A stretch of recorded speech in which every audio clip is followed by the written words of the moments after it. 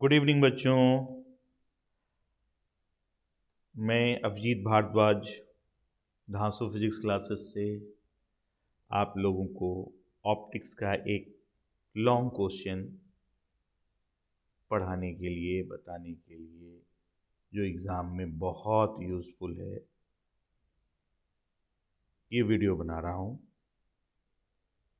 Expect करता हूँ इससे आपको एग्ज़ामिनेशन में तैयारी में बहुत हेल्प मिलेगा। अगर अच्छा लगे तो इस चैनल को सब्सक्राइब ज़रूर कीजिए। चलिए समय न बर्बाद करते हुए हम लोग प्रिज्म फार्मूले को ड्राइव करते हैं। ये प्रिज्म फार्मूला है क्या? ये आप देखोगे, ये एक प्रिज्म है जिसका ये प्रिंसिपल सेक्शन है। ये इसका प्रिंसिपल सेक्शन है। ये जो एंगल बन रहा है, ये जो एंगल बन रहा है, that is the angle of prism. That is the angle of prism. इसको ए से डिनोट करते हैं। ए बी सी एक प्रिंसिपल सेक्शन है। ये रे इंसिडेंट हो रहा है। ये आई जो एंगल बन रहा है, ये इंसिडेंट एंगल है। ये आर रिफ्रैक्टेड एंगल है। ये R1 इस सरफेस के लिए इंसिडेंट एंगल है। ये I1 इस सरफेस के लिए इमर्जेंट रे है। और ये I1 इमर्जेंट एंगल है। ये दो हमने नॉर्मल ड्रॉ किए हैं। ये जो डेविएशन हो रहा है, this is the deviation by the prism. ये डेविएशन बाय द प्रिज्म है, बाय द प्रिज्म। तो आप इसके स्टेटमेंट क्या लिखेंगे कि let A B C is a principal section of the prism, a ray incident on the surface A B, refract and again incident on the surface BC, sorry AC, or refract. By this refraction, deviation by the prism is delta. बस अब इतना statement लिखेंगे और उसके बाद आप देख रहे हैं कि ट्रायंगल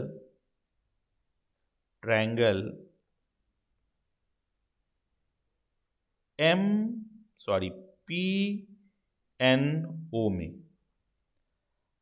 R प्लस R1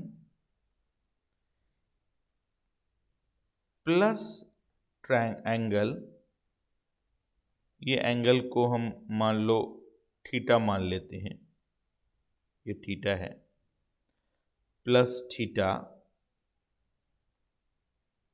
ये एंगल हमने थीटा मान लिया, प्लस थीटा,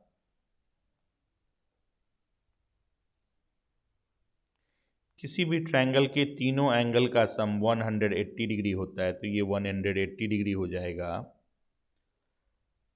तो R plus R1 plus theta is equal to 180 degree in triangle PNO। अब बाबू इस वाले में देखते हैं, ये 90 डिग्री है, ये नॉर्मल है, ये नॉर्मल है, तो ये 90 डिग्री है, ये 90 डिग्री है। तो इस क्वाड्रेट्रल में PAON, ये जो क्वाड्रेट्रल है, दैट इज PAON, इसमें ये दोनों 90 है, तो इन दोनों का सम मतलब A प्लस थीटा 180 होगा। अब इन दोनों को अगर आप इक्वेट करोगे, इक्वेशन 1 और इक्वेशन 2 को, तो दोनों का RHS बराबर है, तो R plus R1 plus theta is equal to A plus theta. यहां से थीटा कैंसिल हो जाएगा, R plus R dash is equal to A आएगा। या R1 जो आपने लिया है, R1 लिया है मैंने, यहाँ पे R डैश नहीं लिया।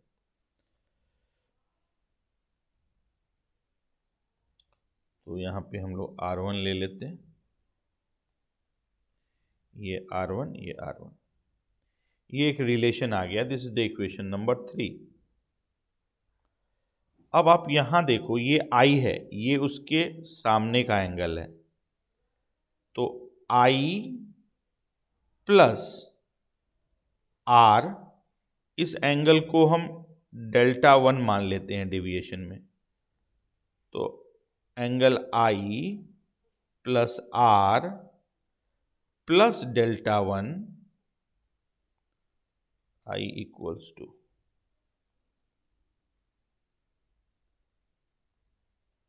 ये दोनों सामने का एंगल है तो बराबर होगा, I किसके इक्वल होगा, R प्लस डेल्टा 1 के। उसी तरह यहां I1 जो है, ये जो I1 है वो किसके इक्वल होगा, वो इसके सामने के एंगल के इक्वल होगा। R1 प्लस, इसको हमने क्या मान लिया है, डेल्टा 2, तो ये डेल्टा 2 मान लो। तो I1 किसके बराबर हो जाएगा, R1 प्लस डेल्टा 2 के। अभी ये देखो I और ये I1, ये R plus delta 1, R1 plus delta 2, ये डेल्टा 1 हम यहां से अगर निकालेंगे तो डेल्टा 1 हो जाएगा I माइनस R।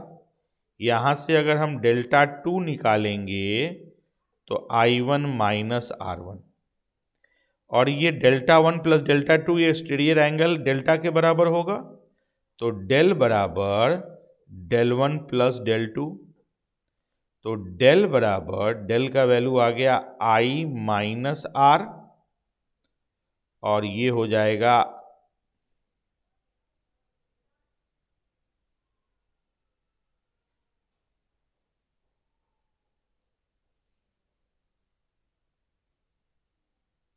सॉरी बाबू, एक मिनट,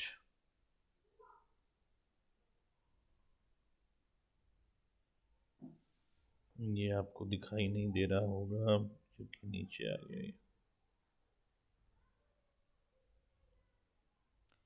यहां देखते हैं अब,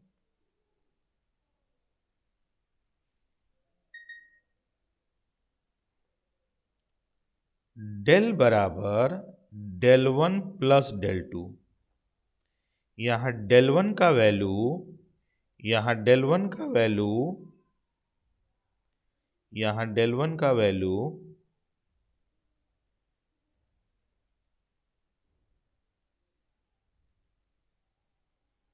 एक मिनट बुआ लोग,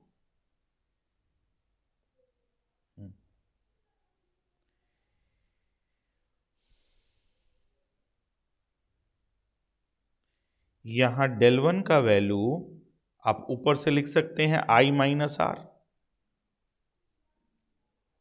और डेल 2 का वैल्यू आप लिख सकते हैं I1 माइनस R1।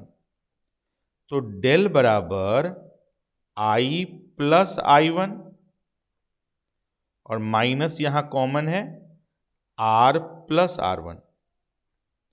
बाबू इक्वेशन नंबर 2 से R प्लस R1 किसके बराबर है, I प्लस I1, और R प्लस R1 बराबर है A के। R प्लस R1 बराबर है A के। तो ये हमारा इक्वेशन आ गया, इसको बोलते हैं deviation by the prism. I plus I1 minus A del के बराबर। अगर आप इसमें एक ग्राफ ड्रॉ करते हैं, अगर आप इसमें एक ग्राफ ड्रॉ करते हैं डेविएशन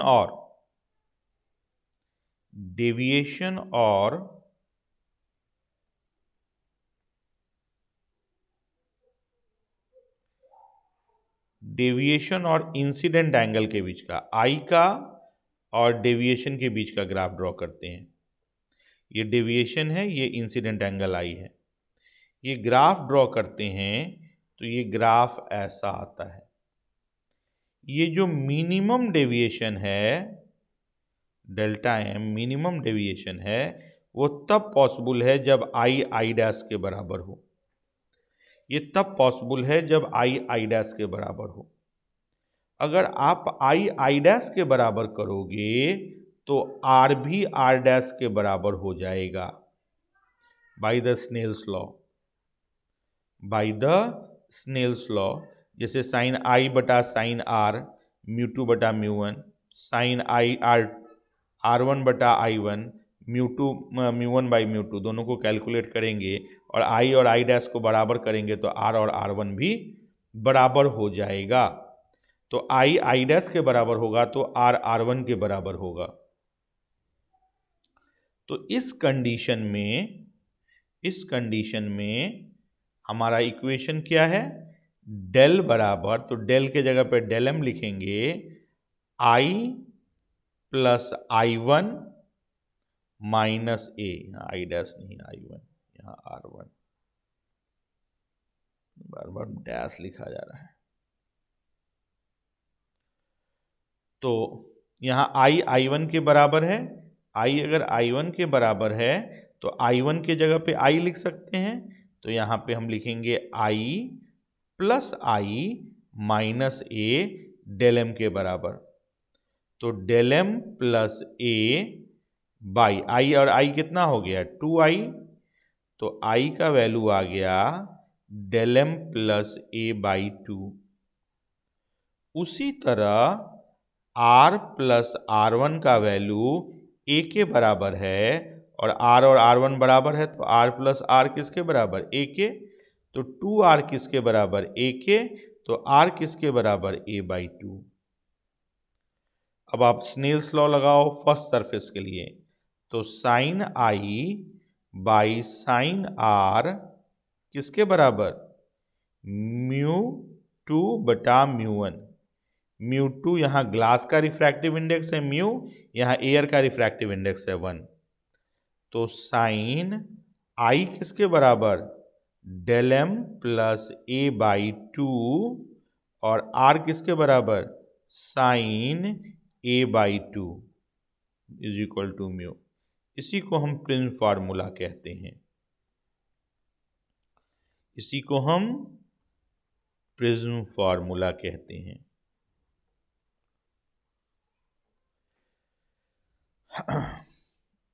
इस प्रिज्म फार्मूले को अगर आप चाहो तो थोड़ा सा और आगे बढ़ा सकते हो, और जैसे एंगल छोटा है, इफ एंगल इज स्मॉल,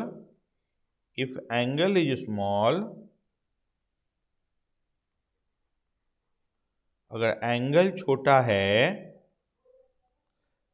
छोटा है तो क्या हो जाएगा, sine A plus del M by 2 A plus del M by 2 के बराबर होगा, और साइन ए बाई 2 किसके बराबर होगा, ए बाई 2 के। तो फॉर थिन प्रिज्म, जो कम एंगल बनाता है, फॉर थिन प्रिज्म के लिए फार्मूला क्या है, ए प्लस, हमारा प्रिज्म फार्मूला क्या है,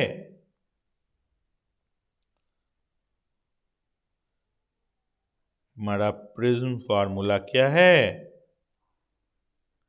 बाबू, sine A plus del M by 2, तो साइन ए के जगह पे केवल आए A plus del M by 2, sine A by 2 तो sine A by 2 is equal to mu.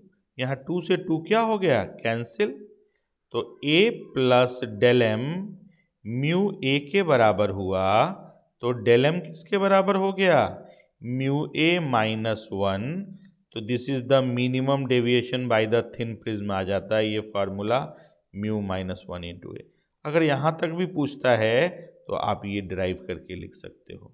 अगर सिंपली केवल प्रिज्म फार्मूला लिख रहा है, पूछ रहा है, तो आप यहीं तक कर सकते हो। ये डेविएशन बाय द प्रिज्म हो गया। अब आपको देखना क्या है कि ये एक प्रिज्म है, इस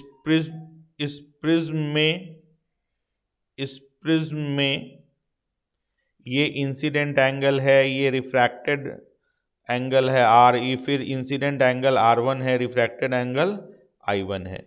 ये हमने लगा दिया है प्रिज्म के तीनों एंगल का सम, फिर ये 90-90 है तो इन दोनों का सम भी 90-90 मतलब 180 होगा, क्योंकि तीनों चारों 360 होता है 360। अब इन दोनों के लिए हमने लगा दिया तो थीटा से थीटा कट गया, एक ये रिलेशन आया। फिर आमने सामने का एंगल बना बराबर है, तो ये एंगल R है, ये एंगल R है, ये एंगल डेल्टा 1 है, तो R प्लस डेल्टा 1 I के बराबर होगा। ये एंगल R2 R1 है, तो R1 प्लस डेल्टा 2 I1, ये I1 है, I1 के बराबर होगा। तो ये हमने I1 के बराबर कर दिया। फिर यहाँ से डेल्टा 1 निकाला, यहाँ से डेल्टा 2 निकाला, और ये डेल्टा 1 और डेल्टा 2 का सम एक्सटीरियर एंगल डेल्टा के बराबर होगा, ये हमने कर दिया। ये वैल्यू डाल दिया, फिर हमारा डेविएशन बाय द प्रिज्म आ गया। अब ये मिनिमम डेविएशन के लिए कब होगा डेविएशन, ये मिनिमम डेविएशन का केस है, ये मिनिमम डेविएशन है। मिनिमम डेविएशन कब होता है, जब I I1 के बराबर हो, R R1 के बराबर हो, तो डेविएशन मिनिमम हो जाएगा। तो I I1 डालेंगे तो वहाँ से I निकल जाएगा, R R1 के जगह पे R डालेंगे तो R निकल जाएगा। फिर हम स्नेल्स लॉ लगा लेंगे पहले सरफेस के लिए, तो sine I by sine R μ2 बटा μ1 म्यू बाई 1। आप ये कर लेंगे, प्रिज्म फार्मूला आ जाएगा। अगर एंगल छोटा हो मतलब थिन प्रिज्म हो तो साइन थीटा थीटा के बराबर हो जाएगा। ये दोनों को हम सॉल्व करेंगे तो म्यू के साथ मिनिमम डेविएशन का एक केस आ जाएगा, डेल एम बराबर म्यू माइनस 1 इंटू। चलिए ये प्रिज्म फार्मूला हो गया, बहुत टफ नहीं है, आसान है, बस प्रिज्म लेके उसको समझ लेना है और फिर इसको एक्सप्लेन करते हैं। वो लगा आपको समझ में आया होगा, अगर दिक्कत होगा तो फिर आप हमको कमेंट बॉक्स में लिख के बताइएगा। ओके।